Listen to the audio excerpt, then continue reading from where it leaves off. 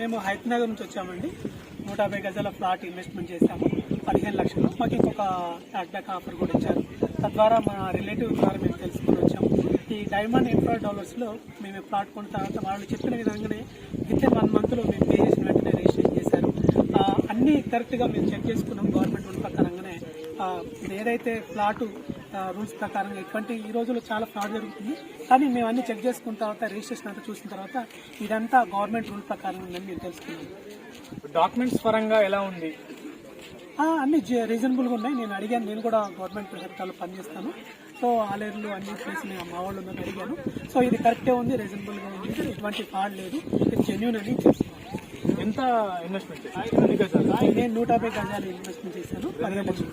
అది చాలా రీజనబుల్ అనిపించింది. ఈ ఏరియాలో ఇంకా RRR కూడా వస్తుంది, భవిష్యత్తులో చాలా డెవలప్ అయిందని నాకు అనిపించింది. నేను అన్ని తెలుసుకున్న తర్వాతనే నేను ఇక్కడ ఇన్వెస్ట్మెంట్ చేశాను. నాకు చాలా మంచిగా అనిపించింది.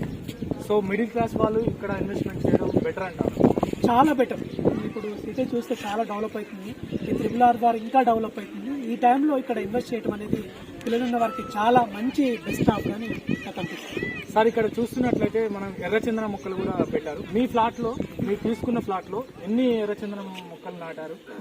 నాకు చెప్పిన విధంగా 8 ఎర్రచందనం మొక్కలు అంటే ఇప్పుడు 12 పెట్టారు. నాకు ఇచ్చిన మాట 8 కానీ ఇప్పుడు 12 పెట్టారు. చక్కగా మాకు మమ్మల్ని పిలిచి మాతో నాటిస్తాను మాట ఇచ్చారు.